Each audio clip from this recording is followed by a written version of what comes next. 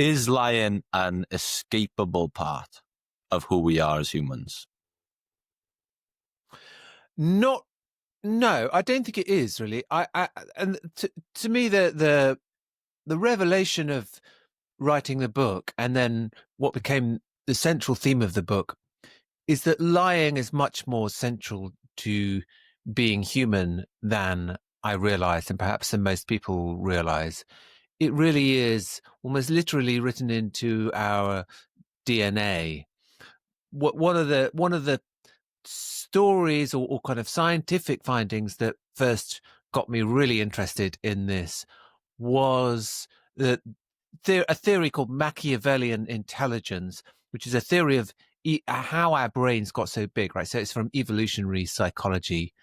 Why are our brains bigger than other primates and other mammals? It's a very kind of, from one perspective, quite an inefficient way to run a body.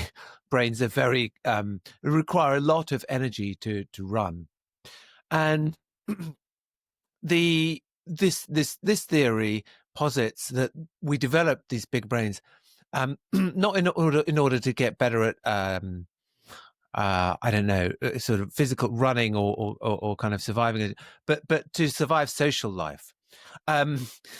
We lived in bigger groups than other primates, and when you live in a bigger group, you have to work out who's on your side and who's not on your side, and part of that is working out who's trying to trick you, and also how to trick others, in out of food or into food, or into out of mates and into mates. Sorry. And so when you look at the size of primate brains, it turns out that they correlate pretty well with size of social group, but also the frequency of observed deception.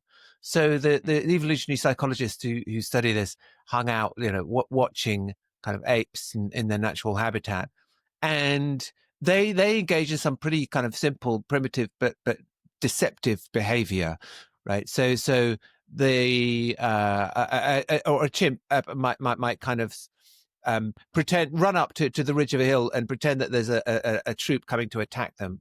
And when the elders kind of run over to see what's going on, the chimp runs and gets its food. So there are kind of several examples, lots of examples like that. And when you looked at the frequency with which deceptive behavior was engaged in, correlated with the size of brains. So these guys really, my crude simplification of it is we got smart in order to get better at deception, at lying. And actually, when you look at human society at a large scale or a small scale, whether it's in a relationship, in a family, or in society at large, there is always some deception, some lying goes. And it seems like the optimum amount of lying is not very much. It's bad when there's lots of lying going on, don't get me wrong. But it also seems like it's not zero. Like there's some small minimal amount which seems to be necessary in order for the wheels to turn in any kind of human society. In terms of the individual, is lying a hallmark of someone's intelligence? It's not. It's a pretty good mark that they have developed intelligence. So certainly, if you look at evidence from developmental psychology, when children learn to lie quite early, that's a sign of an intelligent mind, right? Now, you don't want them to grow up thinking that lying is fine. So if your kid starts lying, kind of 3-4 years old, like telling quite elaborate lies, then you should tell them off. But at the same time, you should also be impressed, because what the child's doing is an incredible cognitive feat. If you think about it, they are, first of all, it's an inherently creative act, right? They're making up a story about what happened. And second of all, they are, at least some, they're not necessarily very good at this, but they're essentially holding two versions of reality in their mind, right? So there's what happened and there's what I'm saying has happened, right? So they've got these wheels turning at the same time. And then they're executing it, right? So, and again, this varies. Some kids are better at it than others, but the really good ones are delivering a lie with complete conviction and a straight face, which requires quite a lot of kind of control of your own expression, your own behavior, and so on. So the ability to lie convincingly and impressively shows that there's a lot going on there. There's a lot of intelligence at work there. And indeed, if kids don't do any lying at all, don't engage in any deception at all, then that's one signal that they might be neurodivergent, they might have autism and so on. Because what lying implies, what it depends on, is a theory of other minds. You have to understand what other people are thinking, because you have to have in your head this idea that, okay, mummy thinks this happened, but actually I'm going to tell her this happened, right? So you need to distinguish between those two things. If you can't do that, and you can't do that as you get older as a kid, then maybe there's something else going on there. So yeah, it's part of normal human development, and actually when it happens early, it is a sign of intelligence and creativity and other things. And why is a lot of people, when they talk about this, they point to 4 years old being a really pivotal stage? Why 4 years old?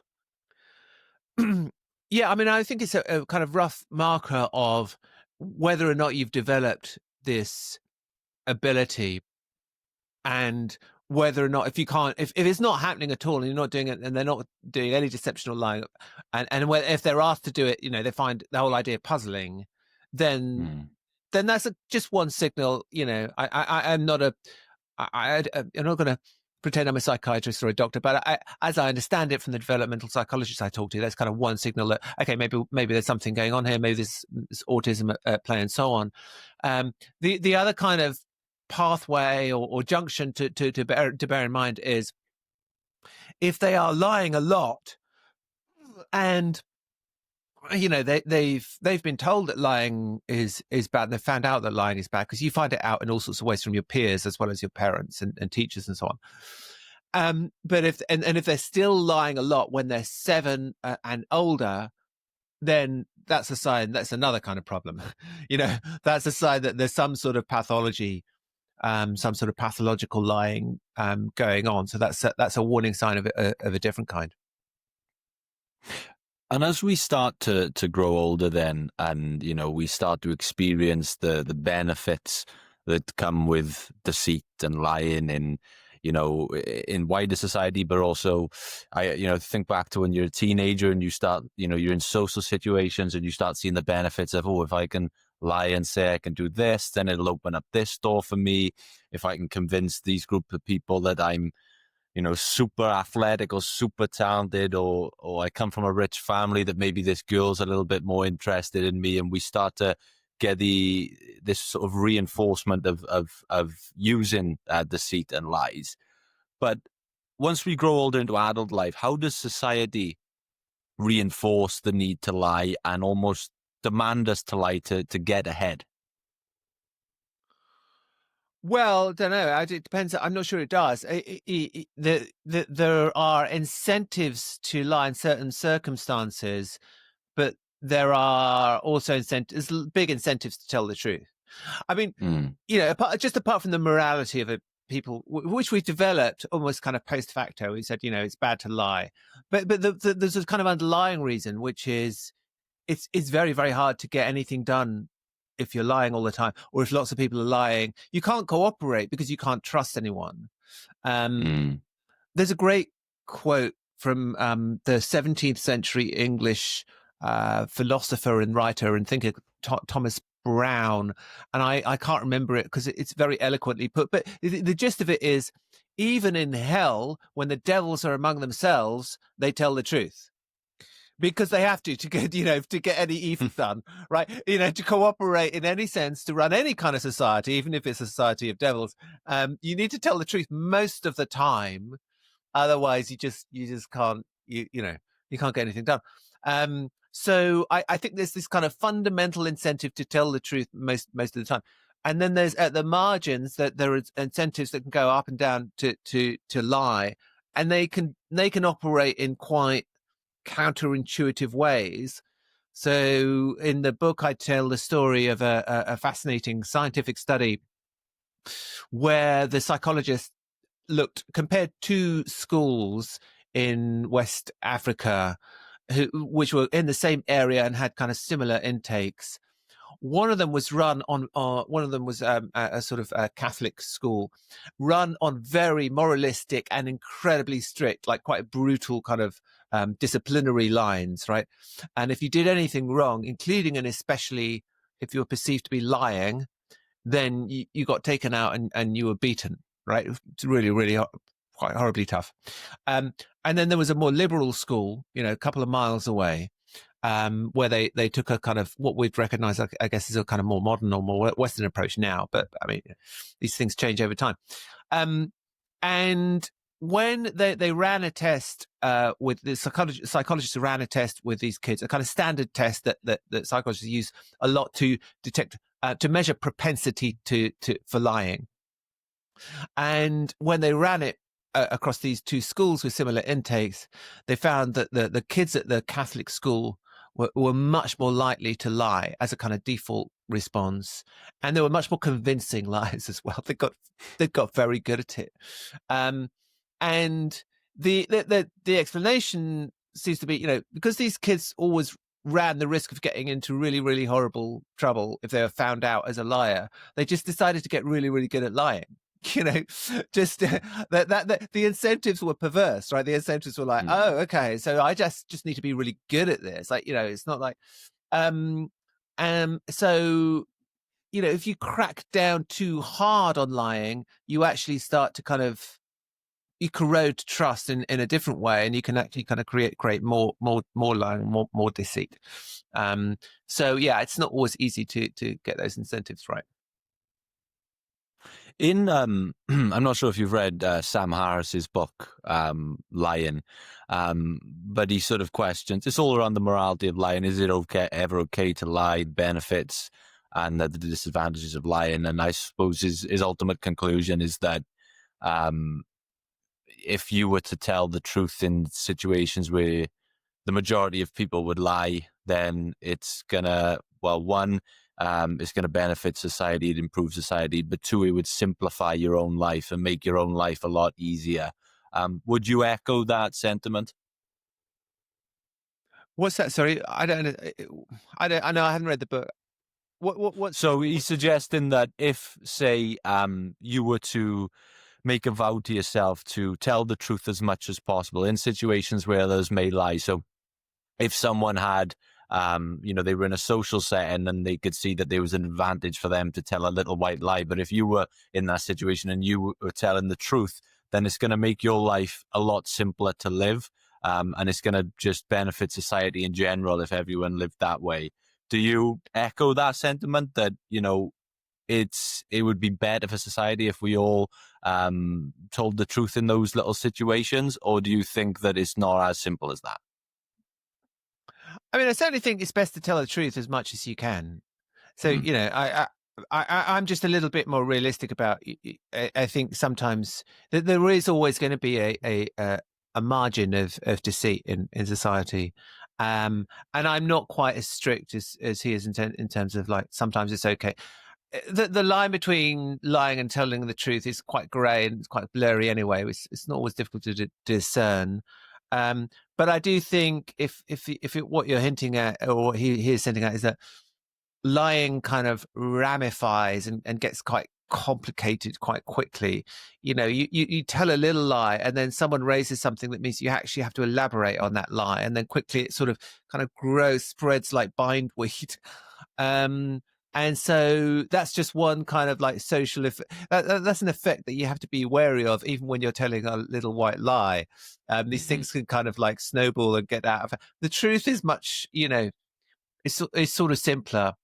There's just so many ways to. Somebody said, the truth only has one face and lies have 1,000 faces. This very, so it kind of gets out of control quite quickly. But yeah, I also think if you crack down too brutally on it, too hard on it, it grows, but in another way. So in terms of sort of the big question, the big debate on morality, is it, in your opinion, and through the research you've done, is it ever okay to lie? And are there situations in which, lying may be the kind of thing to do, lying may be the right thing to do? I think there are certain situations where it's undoubtedly true that sometimes lying is the right thing to do, right? There's the classic kind of thing, the classic philosophical problem is the murderer at the door, which somebody comes to your door and they're a murderer and they're asking for the person that you think they want to murder, and you're harboring that person in your house.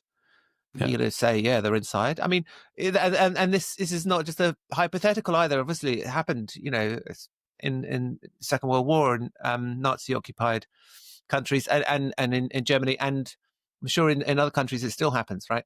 So I'm pretty sure that you can't really draw that bright a moral line between lying and truth. And I've been thinking about this because over the last few years, the world has seemed to be disagreeing and arguing more and more and more.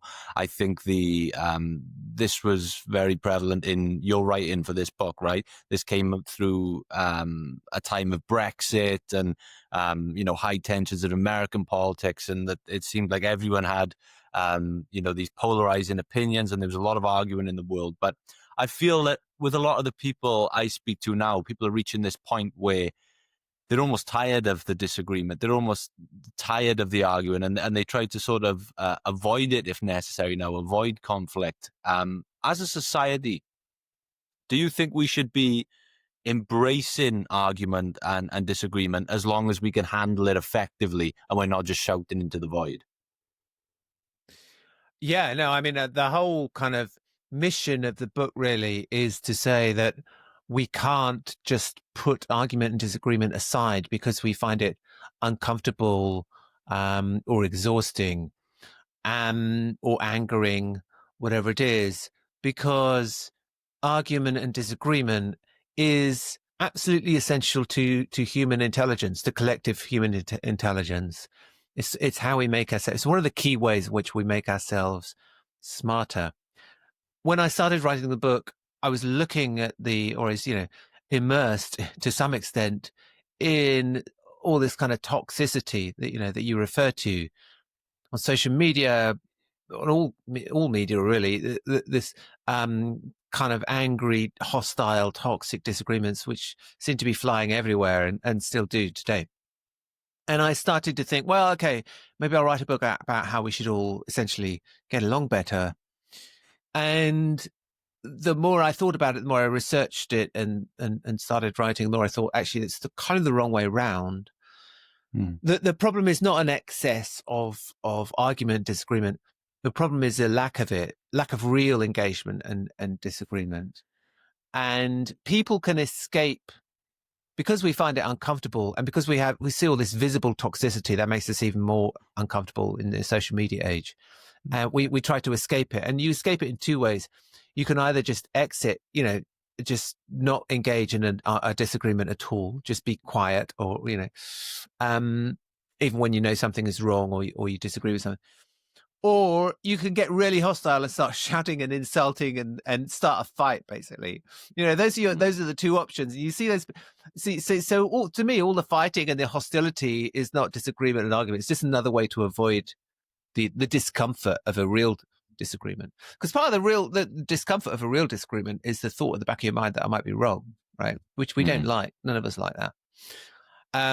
So the book kind of got turned on its head, and I started to think, okay, well, what I'm really saying here is that we need to get better at constructive, productive disagreement, and we need to have as many of those as possible, because that they really make us smarter. When you're in a really good argument, disagreement with somebody, you're learning a lot about how to think about the thing that you're talking about. You're learning about your own blind spots, learning about what you might have got wrong or your information gaps, because that other person is trying like hell to fill them in, whether you like it or not, whether you like them or not. And between you can actually kind of advance to a different place, even in a pretty passionate disagreement.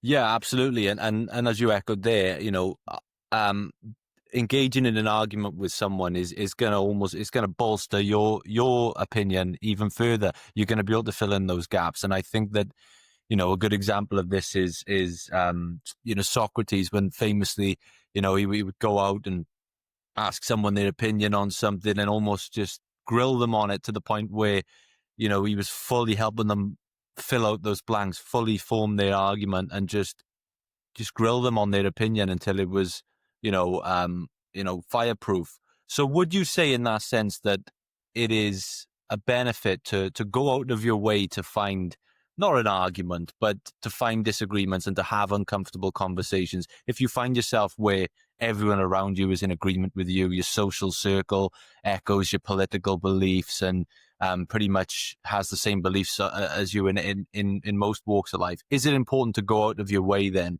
to find someone to have a constructive disagreement with?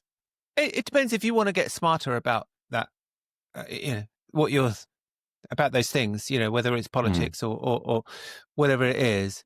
If you want to get smarter about it, absolutely, you need to understand the other side. And that means often getting involved in arguments, or at least observing arguments, seeing the different sides, seeing the different points of view, and not just affirming the voices that you already agree with.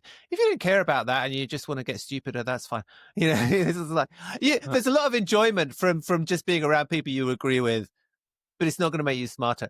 In any situation, whether it's politics, but also at work, even in the family and so on. If you really want to deepen your understanding of what's going on, then you need to take part in, or at least be close to and observe the arguments and the disagreements, because that's when you really kind of get a 360 view of what's going on rather than just a partial one. What are some of the biggest mistakes that you think people make when arguing? What are some of the sort of common pitfalls that they fall into? Well, one is that it becomes very personal or very quickly or immediately. People find it very hard to separate the thing that we're arguing about from our relationship or my ego.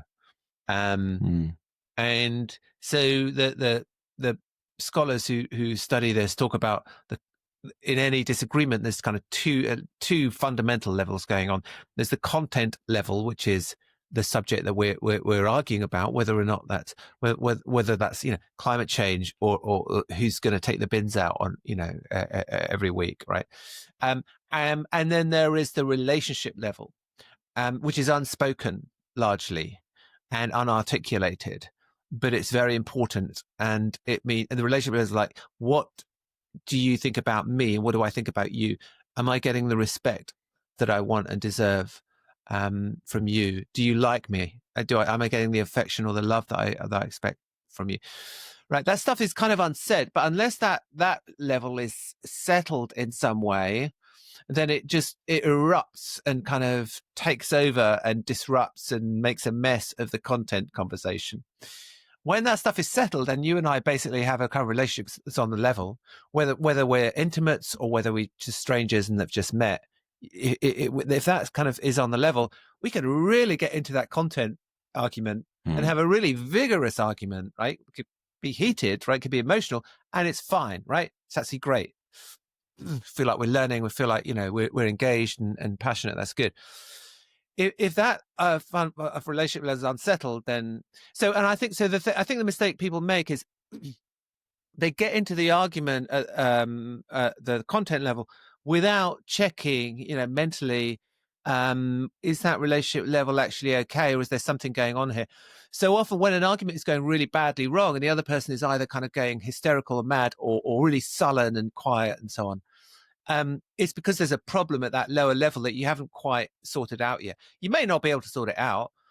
It might be kind of beyond your control, but often there are things you can do to just settle the relationship before you get into the tricky bit. in a very simple sense, it might be just saying, I really respect your point of view, or I'm a big fan of your work. If you're at work, say, look, you've done amazing things for this company, and it's great to be able to sit across the table from you. Here's where I think we disagree. But do you see what I mean? There are just things that you can do to just kind of settle that relationship level before you get into. So, as you know, part of the research for the book, I talked to people who have very extreme, tough conversations at the kind of hard edges of human behavior. So I talked to terrorist interrogators and hostage negotiators and addiction therapists and diplomats and all sorts of people. And this was a common theme in their different ways. They all try to look to address the relationship level before they get into the content level. So hostage negotiators, for instance, are trained to, when they get to the scene, pick up the phone, talk to the hostage taker. They don't immediately get into the negotiation. They don't say, okay, right, what are we going to do? How are we going to get these guys out? What do you want from us? They spend a couple of minutes just saying, okay, look, I can tell you're under a lot of pressure here, and just want to say that the whole team has been impressed by the way you've handled yourself so far, and you've been very calm, and we really appreciate that. Whatever it is, I'm just kind of making that up, but you're looking to just kind of calm them down. If your interlocutor in any context feels insecure, stressed, worried that they're going to be humiliated or dominated in some way, then they will push back, and you'll never have a good disagreement because you'll have a fight, or you'll have somebody who just doesn't engage at all. So so the really skilled negotiators, interrogators, and so on are just very good at saying, okay, let's try and address that relationship level first, try and lower that other person's defenses, then we can get into the tough bit. Yeah, I think that's spot on. And when you were saying that, it took me back to a conversation I had with a police officer from Australia who dealt with these type of situations and hostage negotiation. And he was telling me about this time where there was a really large finance building in Australia that he was called to because someone had walked into the building with TNT strapped around them, and they were sat in the middle of the building threatening to blow the building up. And he was the emergency responder that was tasked with going in there and trying to strike a deal and get this guy out and everyone safely. And he said that he walked in and this guy was sat there with TNT, he had grenades in his bag. He said it was the most, extreme example that you could imagine, where, you say the wrong thing and he knows he was going to die, and everyone in the building was. And he said he walked up to this guy and he didn't really have a plan for what he was going to say. And he just asked the guy, how are you? It was something so human, so simple, something you'd never really think to ask. And then all of a sudden he said this guy just sat with him for about 20, 30 minutes and explained, how he felt alone and that no one listened to him. And it got quite this emotional conversation, and they were just talking on a human level. And he said, that's the only question I had to ask him. And then at the end, I just said, shall we stand up and walk out? And he said, yep. And then they just came out like that. So wow. I think that's so important, that it's a lesson that in the arguments, in disagreements, you don't go on the offensive straight away, because ultimately you're going to aggravate people and it's not going to get you anywhere. And if you approach it from, a really human level, then you're going to get a much more productive outcome. Yeah, that's an amazing story, and I've heard similar kind of stories, you're right, and so I think one of the problems that happens quite often, even in couples, and everywhere else, but couples are quite a good kind of microcosm of wider disagreements. So there's quite a lot of interesting study on that. Is that one partner in the disagreement gets focused on the content level relentlessly and misses all the relationship signals. And so one partner's saying, oh yeah, I we need to talk about, how we're going to organize the household finances and so on. And the other one is basically saying, but they're not quite saying it because a lot of this stuff goes unspoken, is, you need to respect how much work I put in around here. Yeah. You know, and because neither of them are quite, they're operating on these different channels without quite connecting, then that things go wrong. So I mean, there is research that shows, by the way, that without wanting to kind of, conform to stereotypes, that men often get hung up on that content level, and women are kind of more tuned into that relationship level. Well, there's an interesting kind of nuance there, which is when they pay men in the lab to get better, to tune into the relationship level in an argument, the men are really good at it. So it's not like they're kind of, hardwired not to notice what's going on. That they can't be bothered. And actually it's quite interesting. The kind of wider significance there is that when there's some sort of power differential, it's often the person on the lower side of the power differential who's more attuned to those relationship signals than the person on the upper side. That's one way it can go wrong as well. Another way that you can sort of de-escalate an argument or bring it down a level is through humor. And I know you're a big fan of the Beatles. I'm a big fan of the Beatles. And when I was thinking about this, I thought back to this. I think it was a New York press conference where the Beatles had landed. They were in the airport, and there was all these American press. And it seemed like that the American press, obviously they wanted to get a big story. It was like they were trying to antagonize and provoke each member of the band into saying something, in reaction, and they get this big headline. And I thought it was a great example of how you use humor to de-escalate a situation and just change the mood in the room. Because I think this one journalist, out of nowhere, just said, "What do you guys think of the claim that you're just a bunch of 4 British Elvises?" And I think it's Ringo. He puts on his best Elvis impression and does his little jig, and he says, "It's not true. It's not true." And it's not true.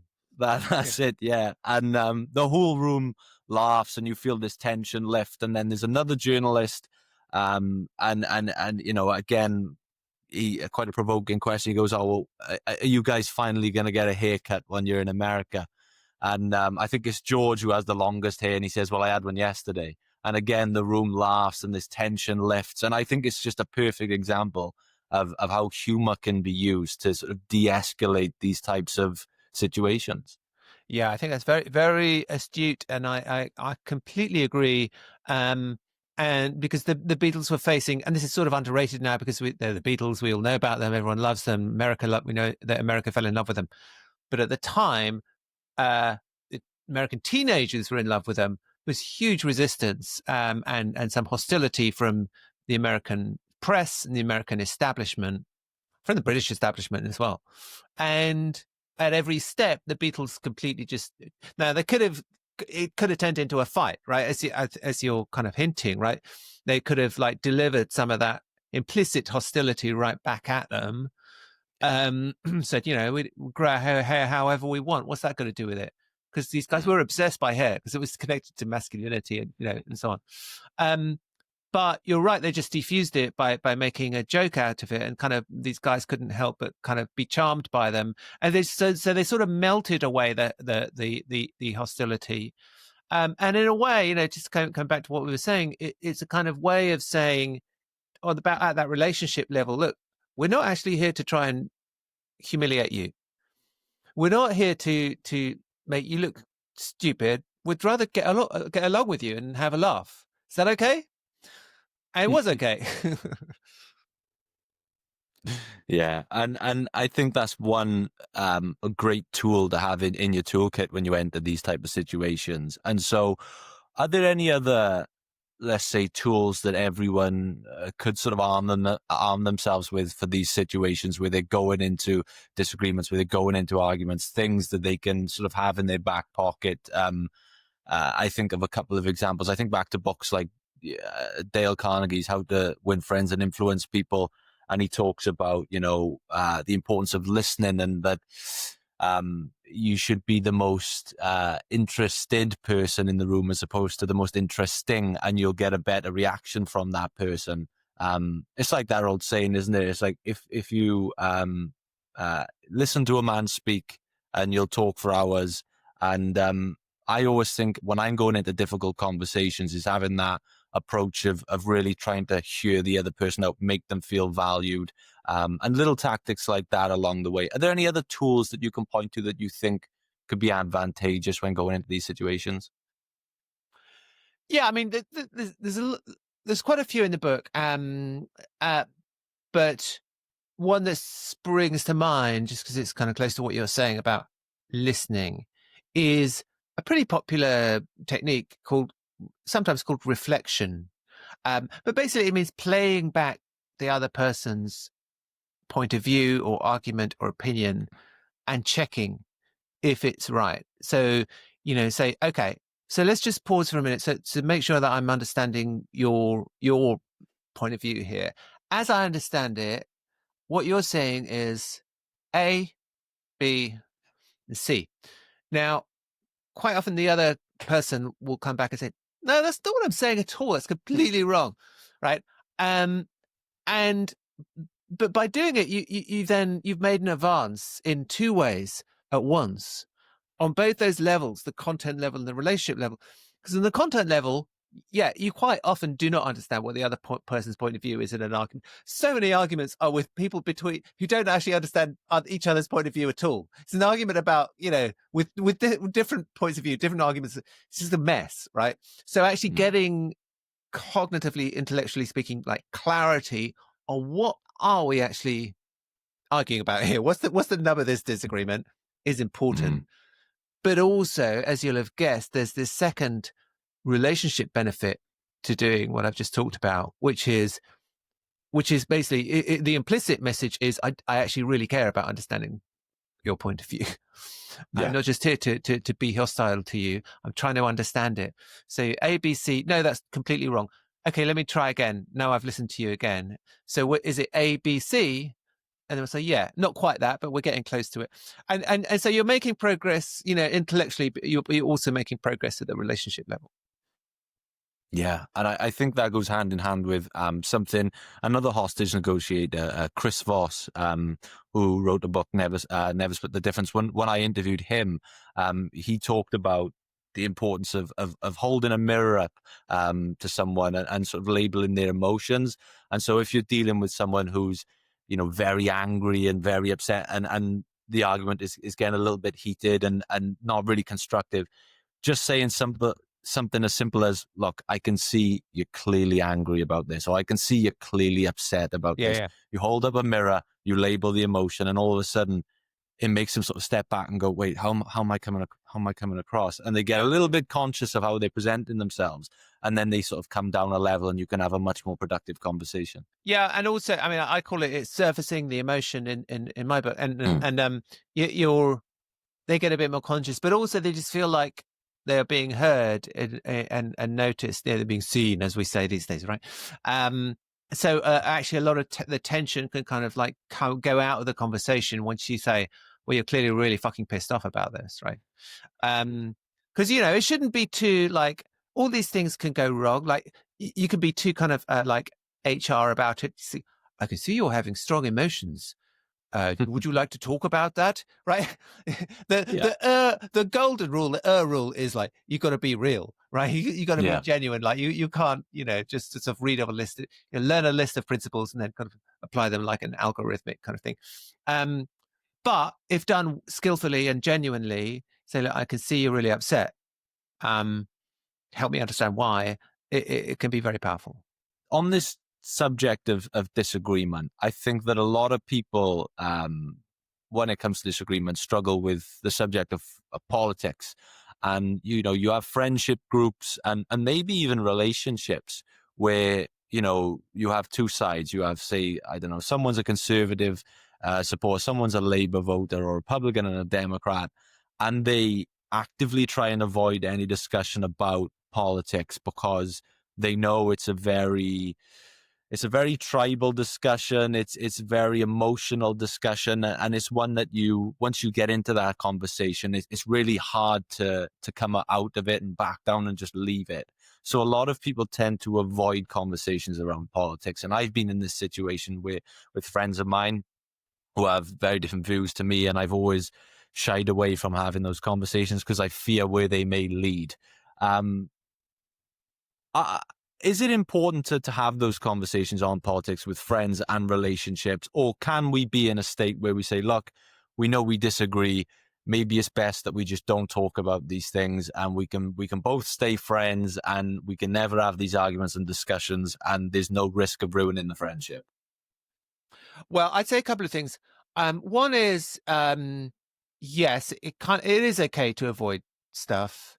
If there are things which are going to trigger, like, really strong emotions, and you just want to have a nice Christmas lunch or whatever, it's fine. It's fine. You don't have to kind of like this kind of Puritan attitude that we have to kind of like argue about everything. That's not where what I'm saying. I'm saying if you want to get smarter about something, you have to do more arguing about it. Number one.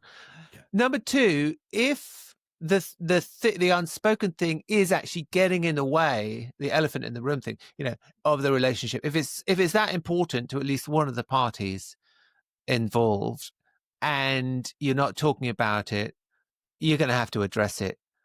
One of the interesting findings from relationship psychology is that couples who are quicker to argue and argue quite passionately once they're into the argument actually more likely to stay together and to solve problems than couples who are nice to each other all the time to a fault. And when I asked the psychologist about why, she said, well, conflict is information. When you're in a conflict and argument with somebody, a heated argument, then you're learning about what they really care about, what they really think, which they don't often say in everyday life. We live most of our lives with this kind of veil of politeness and passivity, and we don't want to kind of have big arguments all the time. And I understand that. You've got to get through the day, right? But don't neglect the fact that once you get into an argument, you're getting the truth about them. And knowing the truth about the people that you're close to is important. So, we shouldn't avoid it altogether. Brilliant. Well, the very last question I ask every guest on this show, regardless of the topic, and the answer to this doesn't have to be anything deeply philosophical. It can just be, it could be something as simple as family or friends or your work. But for Ian Leslie right now, what makes life worth living? Oh God, I mean, just I'm a big fan of just like loving every day and appreciating I just love being around my family and my kids. Yes, but that's a boring answer. I think what I'm excited about is I've got a new book coming out. I'm not just saying this to plug it, but I am genuinely excited, which is about the Beatles and about creativity and collaboration and so on. And that's out in March. I've been working on it for like 3 years, more than that. So the thought of like this thing that I've been kind of like privately working on for such a long time is now about to meet the world. That's super exciting, and I feel very privileged to be able to do it. Amazing. Well, as a fan of the Beatles and a fan of your writing, I certainly can't wait for the book to come out. I'll be the first one in line to get it. For everyone out there who's been watching and listening right now, and they want to go and check out, the book, or they want to check out some of your previous books and connect with yourself online and on social media, where is the best place that we can send everyone watching and listening right now to connect with you? I think probably the simplest thing to do is to go to find my Substack newsletter, which is called The Ruffian. As in I don't know, as in a ruffian. And so Ian Leslie, The Ruffian, and there's information about all my books, and you sign up, and I send out a weekly newsletter. It goes out to 30-something thousand people now. So that's the best way to connect with me. Brilliant. Well, I will leave the link in the description below for everyone watching and listening right now. If you want to go and check out The Ruffian, head into the description, click the link, and it'll take you right there.